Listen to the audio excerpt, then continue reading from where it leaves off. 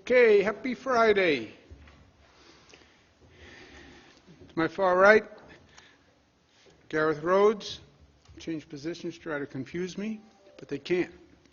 To his left, Dr. Jim Malatras, Dr. Howard Zucker, Secretary Melissa DeRosa, Budget Director Robert Mejica. Today is day 328, and we welcome common sense and competence to the federal government.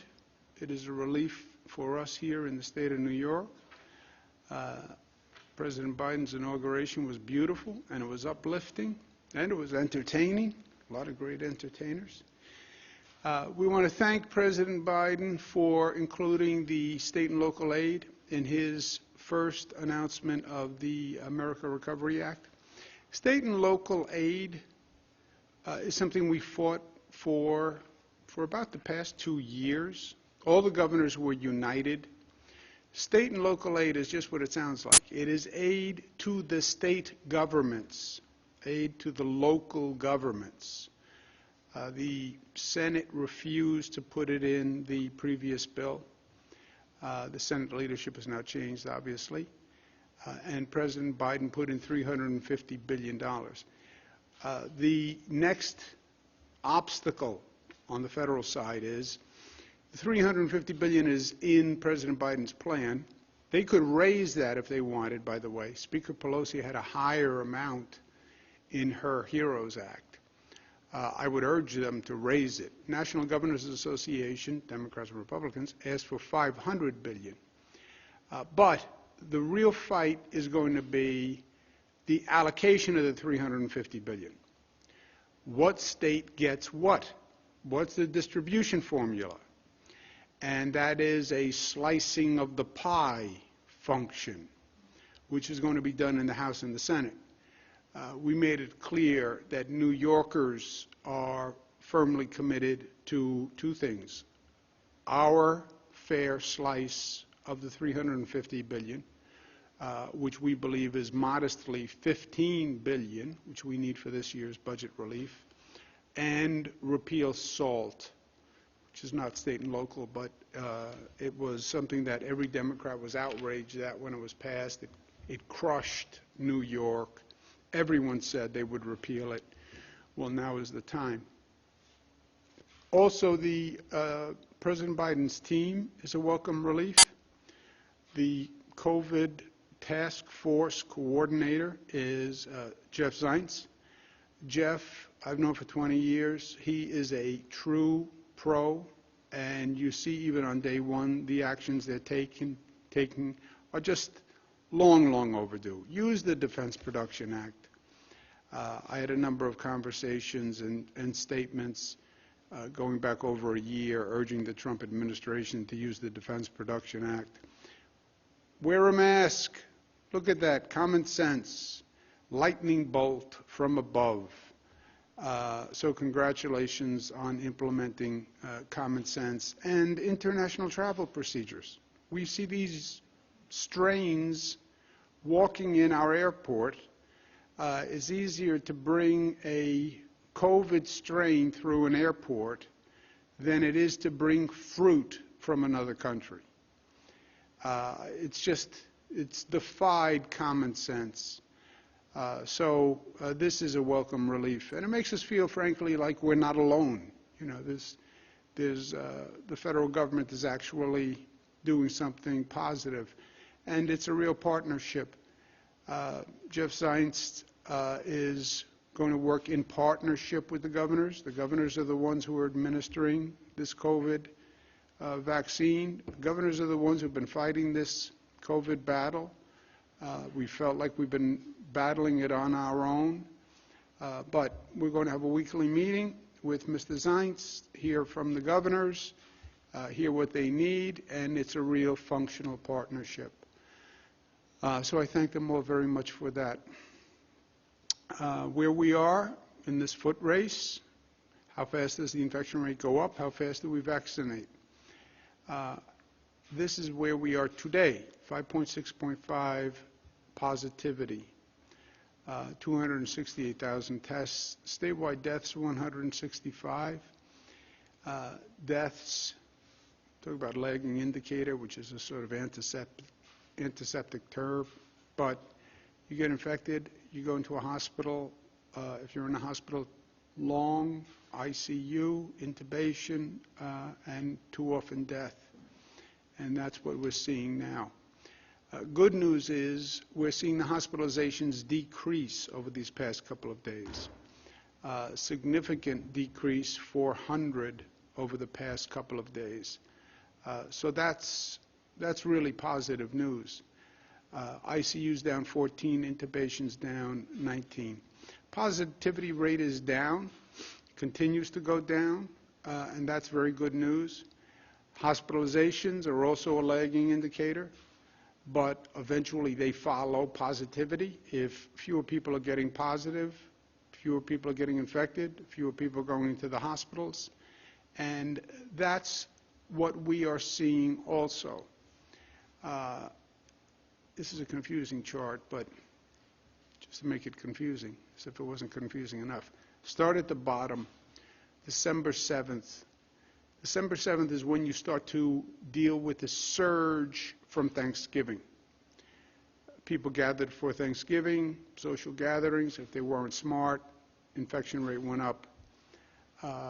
Week later or so, you start to see it in the hospitals. So from the bottom up, we had 150 new people a day, 164 new people a day, 97 people a day, 165 a day.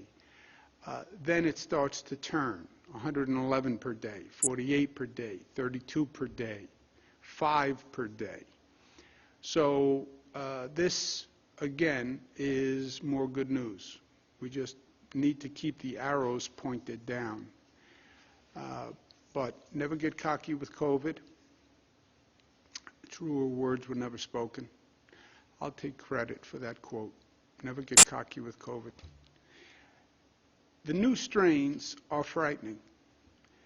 The UK strain, Brazil strain, now the South Africa strain, and there are going to be more strains.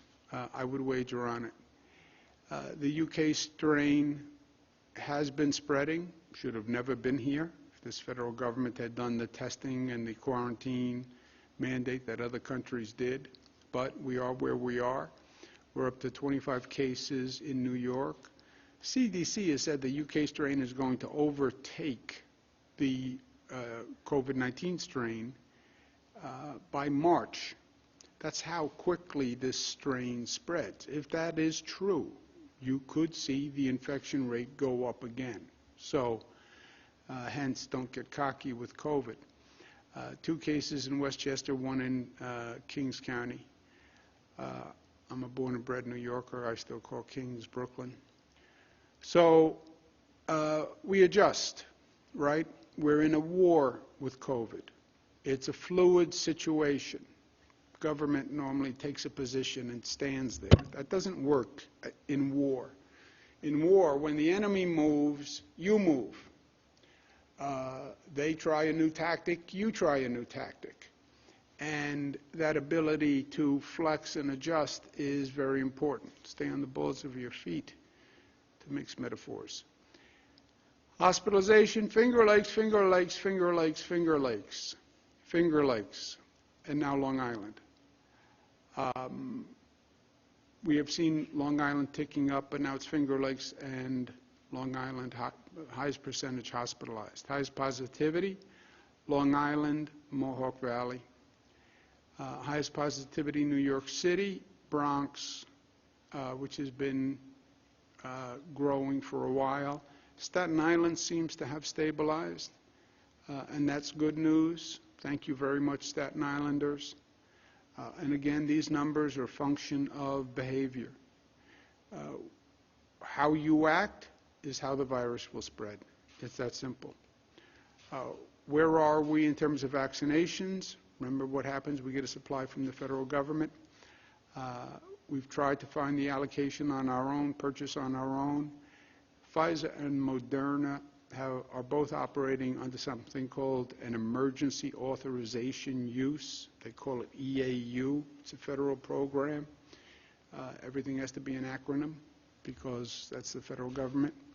Emergency authorization use does not allow them to sell it so they cannot sell directly to the state of New York. So the supply comes from the federal government. We have used 97% of the doses we've been allocated thus far through week 1 to 5, okay? This is the allocation usage by region for week 1 through 5. Best, highest level of vaccination rate, kudos, Southern Tier, 100%. And the Southern Tier is a real turnaround story. So hats off to the Southern Tier and to those county executives and supervisors. North Country, 99. Central New York, 98. Long Island, 97. Western New York, 96. Kudos to all of you. Lower performing regions in the state, Mohawk Valley, 77.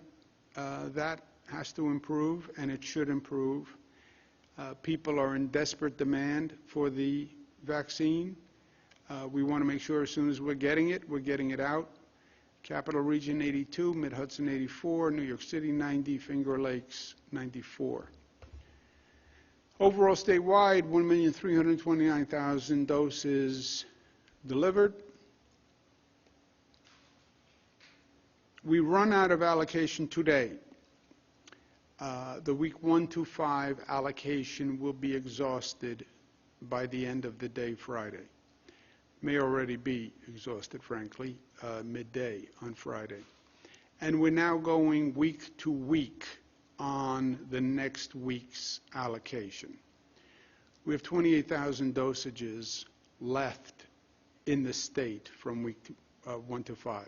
If you add up all the dosages that are not in arms in the state, it's 28,000. Problem is, we administer about 80,000 dosages per day, right? So 28,000 does not get you through the day when you're doing 80,000 dosages per day. We will, by the end of today, fully utilize all of the dosages that have been delivered. Week 6 dosages are being delivered as we speak. They come in throughout the week. They're delivered by the federal government through various means. One of them, interestingly enough, is through the Federal Express. But they're basically delivered through private carriers, and they arrive at different times across the week. Some jurisdictions are starting to receive them already. That's 250,000 dosages. And they are now being delivered. Week 6 allocations are arriving. Providers should only schedule appointments for allocations they know they will receive. In other words, in this confusing situation, the last thing we want to do is cancel appointments, right? So don't schedule an appointment unless you know you have an allocation. Person who had a first dose, they have an appointment for a second dose, they're going to get it. If you made an appointment at a pharmacy, we told the pharmacies we're going to give you X next week, but only schedule an appointment for an allocation you know you're going to receive.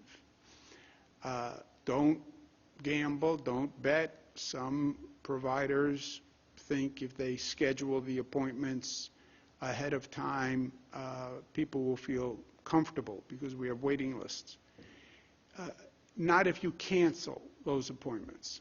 So don't schedule any appointment unless you know you have an approved state allocation coming. And appointments will be honored. The moment the vaccines are arrived, our goal is to get them in arms as soon as possible. 80,000 a day, 250,000 doses per week is not enough. And in truth, we can be doing more than 80,000 dosages per day. We have about 1,200 distributors. we can ramp that distribution network up very quickly. The 1,200 distributors are more distributors than we need. I can't provide the 1,200 distributors with all they could use now because we only get 240,000. We want to have that distribution network in place because we're hoping to get more production. And I want to anticipate more production and have that distribution network in place. I'd rather have more distribution waiting for vaccine than having vaccine sitting on a shelf waiting for distribution. So we have about 1,200 distributors. We could go to 2,000, 3,000 distributors like that. And we could easily do 100,000 dosages per day. That would be 700,000 per week. So we're limited by our supply. When we get the supply, we distribute it by region, right? And the region distributes it by subgroup by the different providers. So just stick with me for a second. It's not that complicated, but I want to be clear once again. You have three groups, basically. You have healthcare workers, you have essential workers, police, fire, teachers, public safety, food workers, and you have 65 plus. Three separate groups. We want to be fair in the allocation. Well, then do it by percentage of population. We are. Healthcare workers are about 21% of the eligible population. So we distribute 21% of that region's allocation to healthcare workers. Essential workers are about 27%. So we allocate 27% of that region's allocation to essential workers. 65 plus are more than half, 52%. So we distribute 52% of that region's allocation to the providers who serve 65 plus. No one is happy. Everybody wants more. What do? You just be as fair as you can possibly be with the allocation you have. And that's what we're doing. The three different groups are provided for by three different providers. Essential workers are done by city and county departments of health. Why? Because that's the normal liaison with the police and the fire and volunteer fire. They have the most accessible relation to the city and county governments. We're also asking the large unions, large forces to self-administer. So the city and the county don't even have to do the administration. They just hand it to the police department and let the police department's medical officers do it. Hand it to the fire department and let the fire department's EMS, EMTs administer it. Again, the vaccination is not rocket science, so with due respect to Dr. Zucker. It's a vaccine. And EMS workers, EMT workers administer a vaccine in the normal course of business.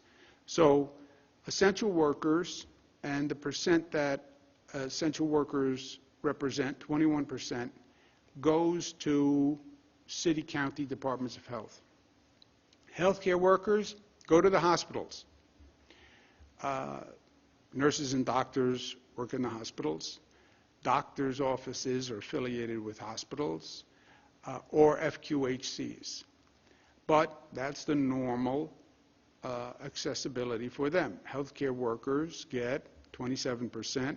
So 27% goes to hospitals, and then 65 plus, we don't want them walking into hospitals.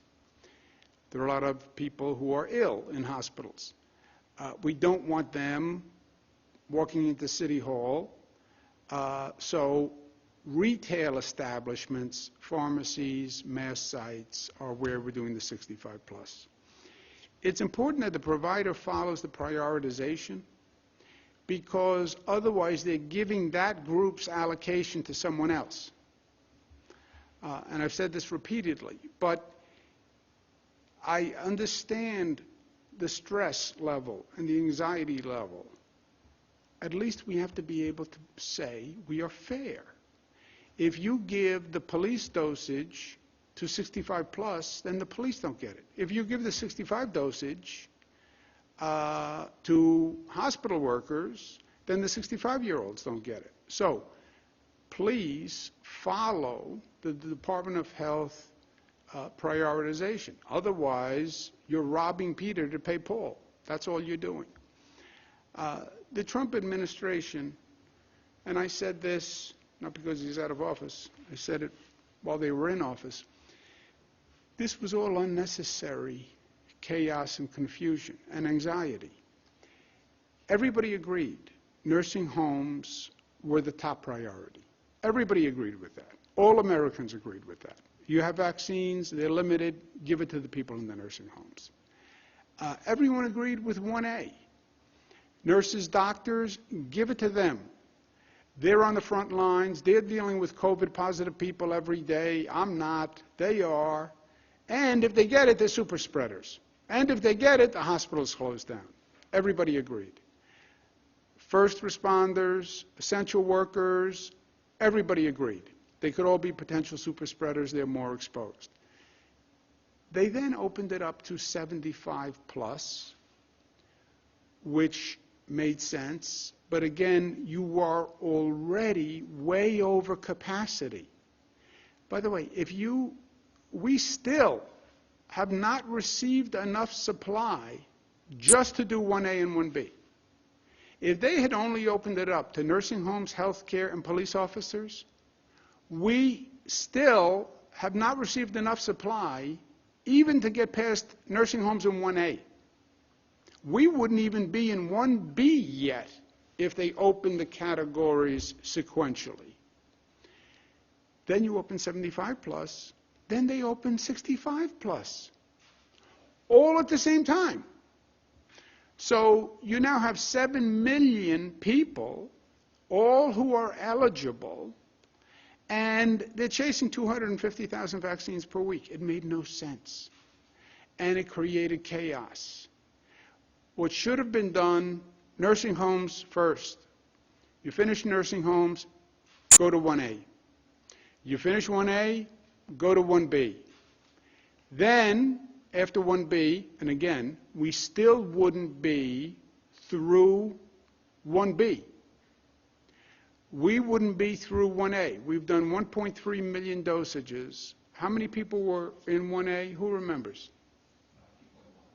2.1? 1A is 2 million people. We've only done 1 million dosages. We would still be in 1A.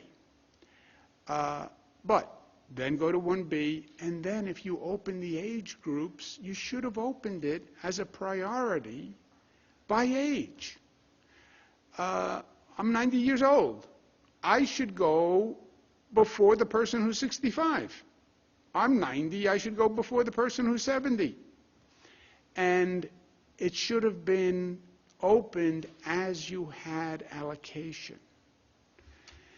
Anyway, that is not what we did. It's not what they did. And now you have a period of confusion and anxiety because you're trying to hit 7 million people at 250,000 a week. That would take 7 months. President Biden has said he'll produce 100 million dosages in 100 days. That is about 1 million per day. New York State is about 6% of the population. That means we would get about 60,000 dosages per day. That's about 420,000 dosages per day. That is higher than we are now. Even at 420,000 dosages per week, you still have to do 7.1 million. That still takes you 17 weeks. So All this to say, this is going to be a long several months in distribution of this vaccine and the anxiety that has been created. I'm hopeful that the Biden administration can figure out how to increase production and shorten that 17 months. And I think the President is right. I'm not accustomed to saying that. Increase production through the Defense Production Act. And let's do it. We should have done it a year ago. But increase production, because that is the bottleneck right now. With all of this said, hospital capacity is still our top priority, and hospital capacity is going to come down to how many hospital staff get sick. That is what is going to happen. Much of what has happened since the first onset has not been a surprise. I feel like I'm standing on the beach, and you see in the distance a large wave building. And we're standing on the beach, and the wave is building, and the wave is getting closer. Don't be there when the wave hits, right? The UK strain is here. The UK strain is spreading. We still are only at 67% vaccination rate of our hospital workers. This is a problem. We're supposed to be at 70 to 90% for herd immunity, and the hospital workers are the people who, if they get sick, the hospital capacity will collapse. The hospital capacity collapses, we have to close the economy. We're working very hard on this message, and we're working very hard to get the hospitals to get their staff vaccinated. I've spoken to dozens and dozens of hospitals. There is a broad disparity. Some are at 100%. Some are at 50%. Average is 67. It's ticking up. It was 65 on Wednesday. It was 62 last week. But we have to do more, and we have to do faster. This is the percentage of hospital workers across the region. And you see the variance. Central New York is 82%. You then go down to 61% on Long Island, 62% on Western New York. What accounts for that? 82, Central New York, 78, North Country, 69. We need the hospital staff vaccinated. That's why they were 1A. More good news, we completed the first round of vaccinations of nursing homes because they were the most vulnerable population. 70% vaccinated so far. The vaccination rate among nursing home residents is higher than the vaccination rate among nurses and doctors. Social equity is also a pressing issue. We have a COVID-19 equity task force. We want to make sure that everyone has access to the vaccine. There are two issues there. One is accessibility, and we're working on that. The second is the willingness to accept the vaccine, and we're doing everything we can on accessibility. We're going directly to public housing projects, but we have a problem with skepticism about the vaccine, especially in black and brown communities. And I'm working with clergy, I'm working with community leaders, I'm working with respected doctors, nurses. I understand the skepticism about the federal government and the past federal government and their vaccination approval. It gave the sense that it was political. I get the historic skepticism, especially among the black community with the Tuskegee experiment, etc. That's why we had New York doctors approve the vaccine in addition to the federal government approval. And people said at that time, Oh, why would New York State do this? It's redundant. If the FDA says it's safe, and if HHS, federal HHS, says it's safe, then it's safe. No, because people did not believe that administration, and they did not believe that HHS and that FDA. And by the way, as I say to members of the black and brown community every day, I don't believe them either. I had my own level of skepticism and cynicism about the previous administration. But I'm not taking their word for it. We had New York doctors go through it. We have the best hospital network on the globe in New York. They have all gone through the vaccine. It is safe and it can save your life. But I need the clergy members, I need the medical community. We have to get past this skepticism problem, and we have to do it quickly. Otherwise, without this vaccine, the UK strain hits, you're going to see the death rate go up.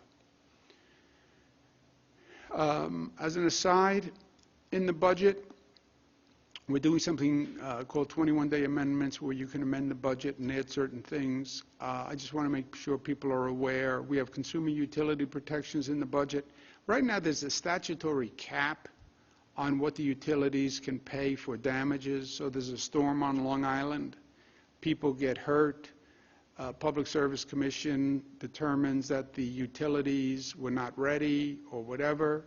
They charge a penalty to the utility. In the law, they have caps on the amount a utility can be penalized. NYSEG was penalized the other day. It was only $1.5 million. Why only $1.5 million? The damage was much worse.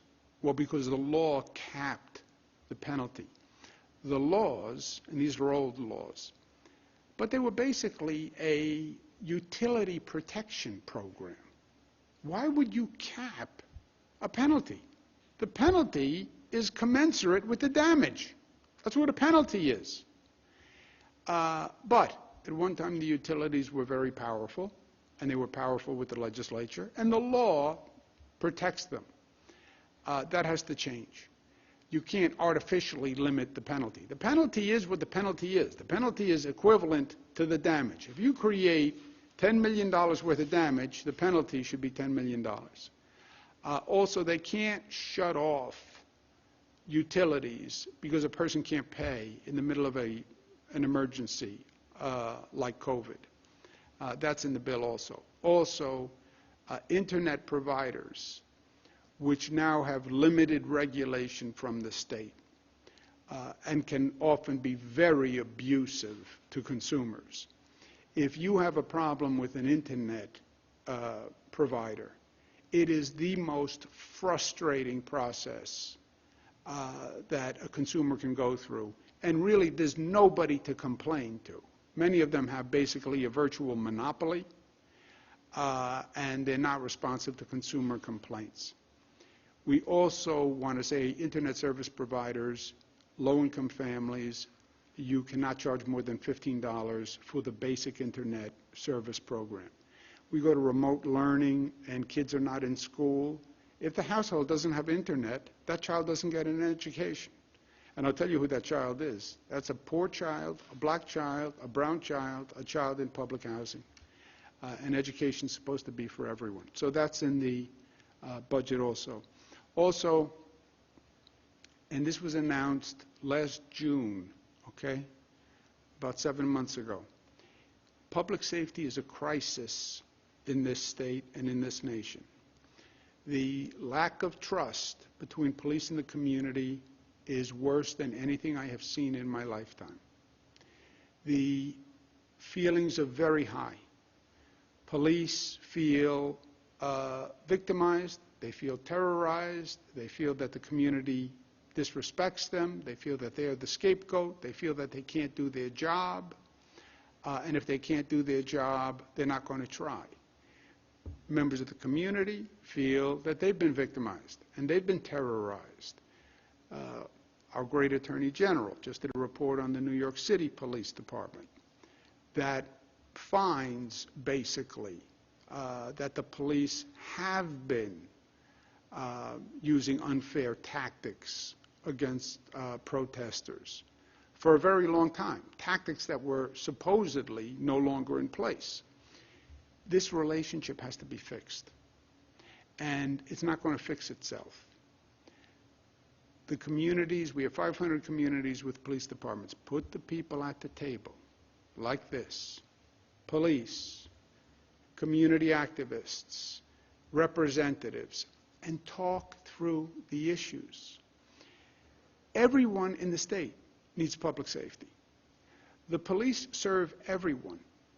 When you see these spikes in shootings now, you know who's dying?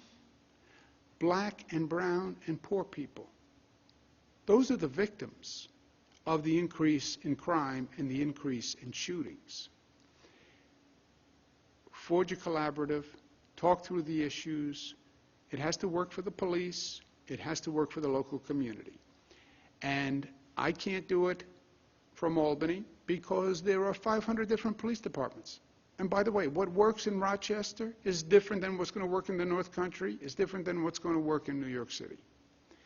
They have to do it. I said this in June. I said, form the collaborative and let people talk. By the way, the collaborative itself can be cathartic. I'm offended, and I want to be able to express my feelings and my fears and my thoughts, and I want you to hear me. That's the collaborative. You never solve a problem in life that you refuse to acknowledge or you deny. I believe that's true in our individual lives.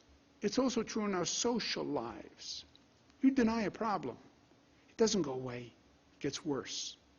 And that's what we're doing. I said in June, if you don't have a new reform plan passed by your community by April 1, you won't get funding in the state budget. I've said this 11 times. The plan is whatever your community wants. Nobody's saying, we're telling you what's in the plan. Oh, state government is telling us how to police. No, we're not telling you how to police. We're saying, I'm saying, figure out how you're going to police. What is your plan? And get it passed by your local legislative body. But get it by April 1. So I told you in June. That was June, July, August, September, October, November, December, January, February, March, April. Some communities are doing a great job. I mean a really great job. And they've been creative, and I talked about them in the State of the State. And they're using it for the opportunity it is. Every system has to reform. Every system has to reform periodically. Education has to reform. Everything we do has to reform. The environment has to reform. Criminal justice system has to reform. And the police department has to reform. How you policed 20 years ago is not how you police today. We're smarter. We're more savvy. We have more technology. There are 70 days left to April 1. Don't think the problem is going to go away. Your community has to be safe. And 70 days for those communities who haven't made progress is a blink of an eye. So this is just a reminder. As I announced on the State of the State, New York is operating on multiple levels right now. Track 1, defeat COVID. Vaccination, stop the spread, manage the hospitals, win the COVID war, stop the strains, win the COVID war. Job 1. At the same time, we are anticipating the post-war reconstruction. And we're actually energized by it. There's going to be a transformation moment. And places are going to rebuild all around the world. And we think we can be the first and the best in the rebuilding. And that's why build, baby, build. I love that expression. And you know who's going to be the first to build? The first one with shovel-ready projects who can actually deliver. When President Biden passes an infrastructure bill, which he will, he's been dedicated to it all his life. He's going to look for projects that are ready to go. I know that. He said it. I've been in the federal government. Nobody wants to fund a project that's going to take 3 years to break ground. That doesn't stimulate the economy. New York is going to be ready to go. That's why we're queuing up all these projects, ready to go, ready to go. As soon as that federal bill is passed, we are ready to go. And we're going to be starting on our own, not even waiting for Washington, because I've been waiting a long time. So, simultaneously, all of this is happening. Win the war, post-war reconstruction. Do both at once. It's hard. It's not hard. We're New York tough. We're smart. We're united. We're disciplined. And we're loving. Questions, operator? Thank you, Governor. If you'd like to ask a question, please use the raise hand function at the bottom of your window. We'll take a moment to compile the Q&A roster.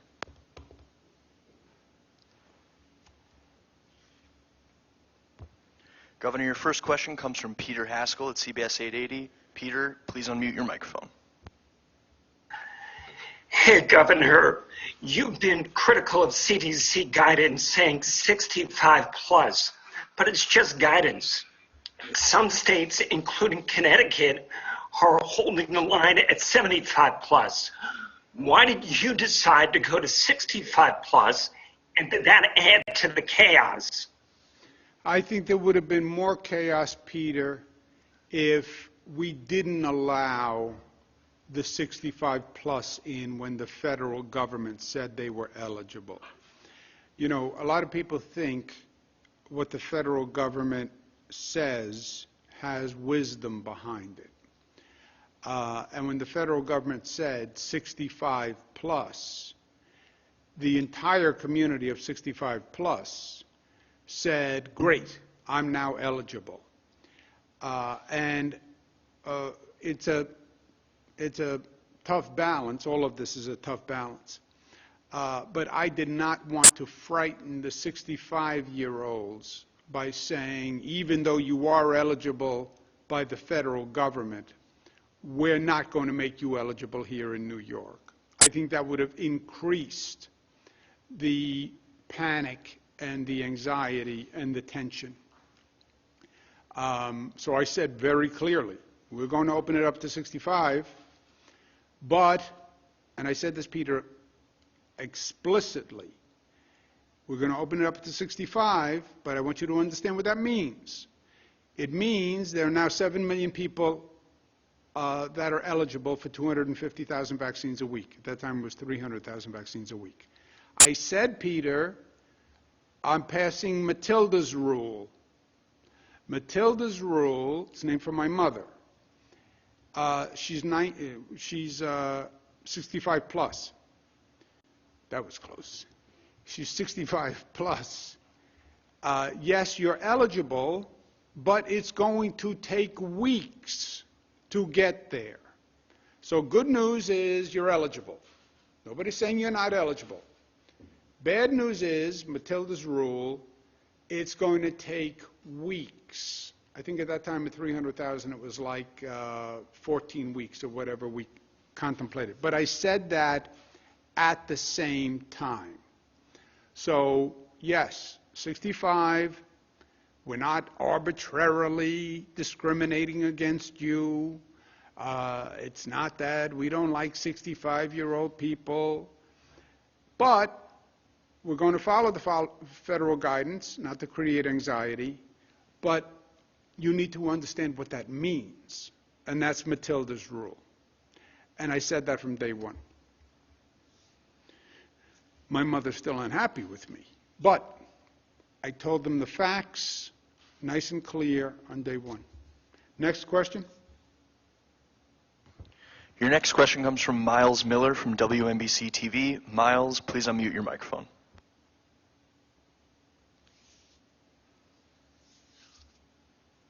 Hello, Miles. Miles, please unmute your microphone. Miles does not want to unmute his microphone. All right, we're going to move on. Your next question comes from Gwen Hogan from WNYC. Gwen, your line is open. Please unmute your microphone. Hey there, Governor. Can you hear me? Thanks for taking my question. Yes, Gwen. Just hold on one second, Gwen, because I had another thought for Peter Haskell, my friend. Also, remember, Peter, when they said they were opening it up to 65 plus, they also said they were going to increase supply and production, right? That's when they said they were going to free up their reserves because they had more reserves and they were going to increase production. That never happened either, which made it worse. I'm sorry, go ahead. Hi there. Yeah, this question is for Gareth Rhodes. I'm wondering what you can tell us today about the demographic breakdown of vaccine distribution, at least for the state-run sites, which I know is data that the state has. Earlier this week, the governor said he couldn't give information from the counties. 17 states already provide this information.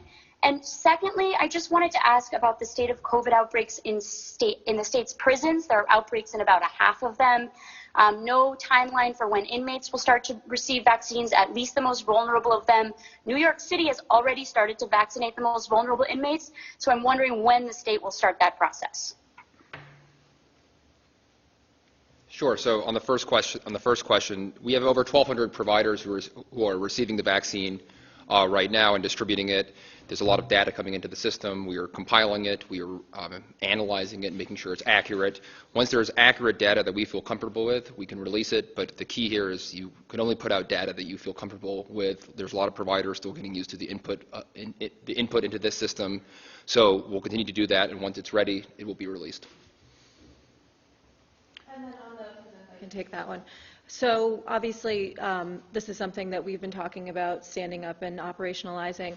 Just so everyone's aware, in the 75 plus category, there's about 250 prisoners who are 75 plus across the entire system. When it goes down to 65 plus, it's roughly 1,100. And so that's the population, and we're trying to figure out the best way to start to deploy resources, obviously in the context of fairness, given that the demand is so great universally across the public, how we can manage both of those demands at the same time. But it's a it is a teeny tiny population. Next question, operator. Next up, we have Stacy Sherman from Bloomberg News. Stacy, please unmute your microphone. Hi, Governor. Hiya, Stacy. Good. You said that you're confident that the Biden administration will be able to increase supply. How do you recommend they do that? What would you advise him? What do you think is the quickest way for him to get you more supply? And then one more question is that UK is reporting that its variant of the virus may be linked to higher death rates. Based on what you know and what you've seen, is that surprising to you? Short answer on the second part is yes. I've heard the exact opposite. I'll ask Dr. Zucker to comment because that would be frightening news because we know it's more transmittable. We were told repeatedly it's not more lethal. What was the first part of the question again? Do you remember the first part of the question? Well, why don't you talk about the confidence in the ability to stand up additional vaccines from the federal government. We know, well, the Biden administration has said, when they say 100 million in 100 days, that is 1 million per day. That's roughly 400,000 to the state of New York. That is more than we are now receiving because we're only receiving 250,000. So just the 100 million over 100 days, that's more than we're now getting. Point one. Point two, increasing the Pfizer production, increasing the Moderna production, accelerating the Johnson approval, using the Defense Production Act, those are all ways where you can increase production beyond that. And if any administration is capable of doing that, I believe it's the Biden administration, especially compared to the Trump administration, which, getting back to Peter Haskell's point, remember, they said they were going to increase supply. They said they had a physical reserve and they were going to send the second doses immediately. That was all untrue. So we then planned, and the public heard, 65 plus, and there are more doses. And that never happened. So the worst case scenario, and that's what I'm trying to do here, at least be honest and be straightforward and tell people the truth. And don't create false expectations. Anybody can get it 65 plus, and we're going to increase supply because we're going to send the second dosages now. That was just not true. It was just not true. Dr. Zucker, did you hear anything about the Sure. UK variant? So this is information which I heard a little bit about this just this morning, but the UK science advisor said that the issue of lethality is not yet strong, and so I have been in touch with them over the course of last week, and we'll speak with them again. You have to also look at this from two perspectives. That's one issue, lethality, but also the fact that it's more transmissible means that there are going to be more cases. If there are more cases, there's more hospitalizations. If there are more hospitalizations, obviously there's a risk of more deaths. So, so I haven't heard the details of what you're specifically reporting or hearing, but I do know that the UK science advisor said that it's not the lethality is not yet, evidence for that is not that strong. Have any of our UK cases passed away? No, we have 25 cases. And none. Nobody's passed away. Well, that's good news. Okay, next question, operator. Let's take two more. All right. Your next question comes from Dan Clark at PBS. Dan, your line is open. Please unmute your microphone. Hey, Governor, how we doing? How we doing, Dan? Very good, thank you. I'm wondering, in the spring, you were very critical of President Trump for not issuing a national mask mandate, and President Biden has only been in office for a few days. You're a close ally of him. Are you disappointed that he hasn't issued a national mask mandate like how you wanted the former president to do? Well, look, New York was the first state to pass a mask mandate in the United States of America, and I'm proud of it.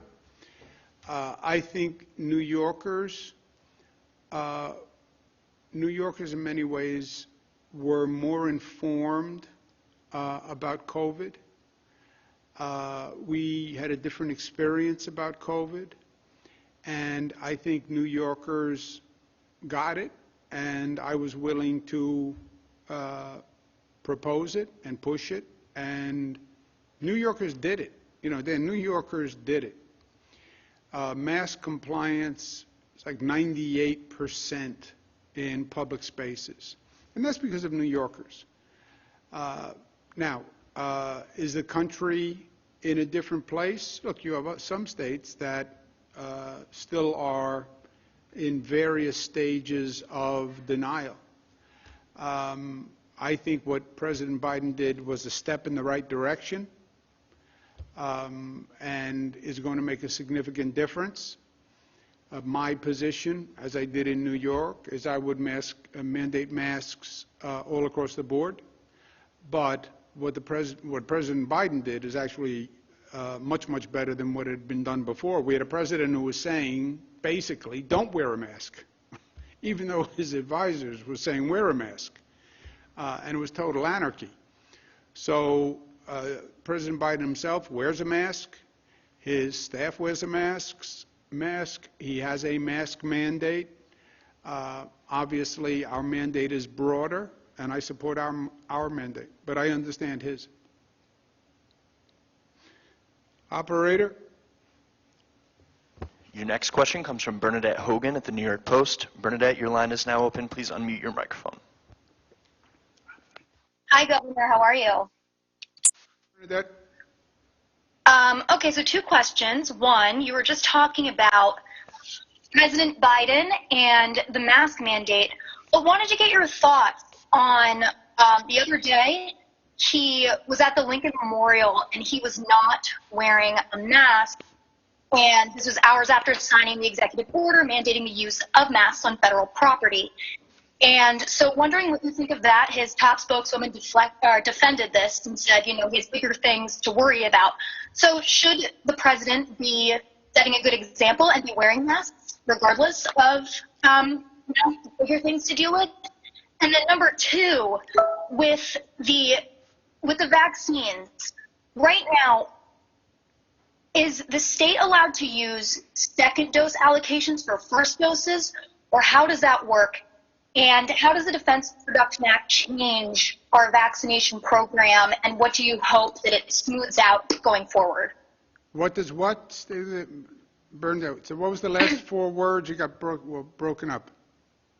Yeah, with the Defense Production Act and the Biden administration's promise to utilize that, what bumps in the road, what problems with the vaccine program do you hope that will iron out? Okay. Let me answer both. First, I don't know what you're talking about with the Lincoln Memorial. I just missed it. But I think President Biden has, all through his campaign, all his public appearances, he's been a phenomenal example of wearing a mask. Every public appearance I've seen him, he comes up to the microphone, he has a mask, and then he takes the mask off. In public, he has a mask. I don't know about the Lincoln Memorial, but this is a dramatic contrast to President Trump, who was the exact opposite. Yes, I think President Biden should wear a mask within the rules, right? I'm not wearing a mask now. You don't always wear a mask if you can socially distance, et cetera, partitions, et cetera. But I think everybody should set a good example all across the board. On the Defense Production Act, there are no bumps. The Defense Production Act would allow the United States to increase production of PPE. It would allow increased production of N95 masks, of gowns, of face shields, all that madness that we went through, where I was calling China on a daily basis, trying to buy masks, where the owner of the New England Patriots, I had to ask him if he had room on his plane that was going to China to bring back masks for us. Governor of New York, trying to get masks so nurses can protect themselves.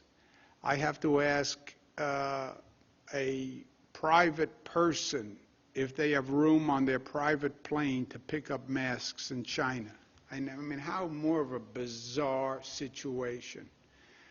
And by the way, they were very gracious, and he was beautiful, and he did it. So the Defense Production Act can help on that. It's more complicated how the Defense Production Act can help on the production of the vaccine itself, but there are also ancillary products that it can help on, right? We ran out of nasal swabs in testing. We ran out of Q-tips. A nasal swab is just a big Q-tip. And this nation couldn't figure out how to make Q-tips.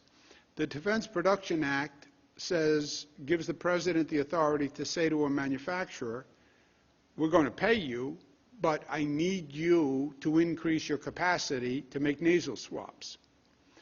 I know the Post didn't support it, but it's a philosophy question. I think a lot of damage was done, a lot of pain was caused, and I think when this nation is at war, and COVID is at war, the president should act accordingly.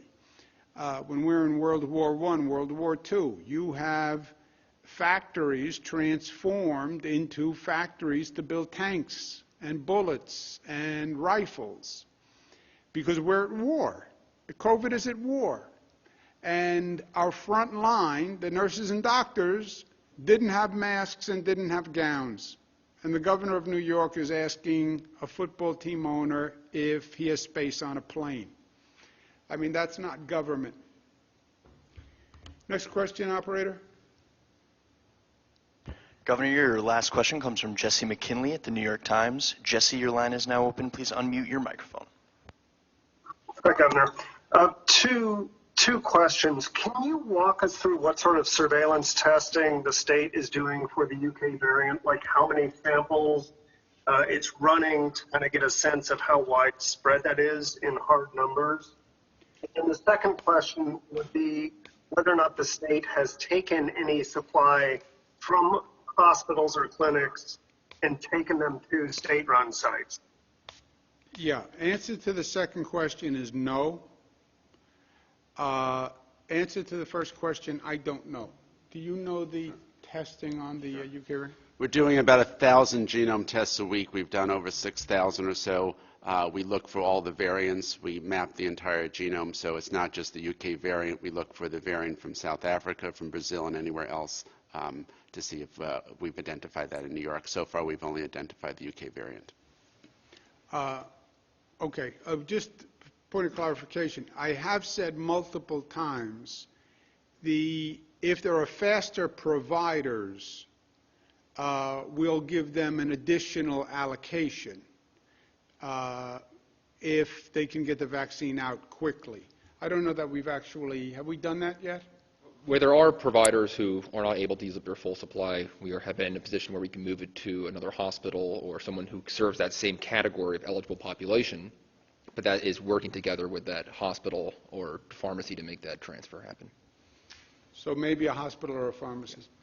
All right, guys, gals, guys are gender neutral. New York tough, go Bills.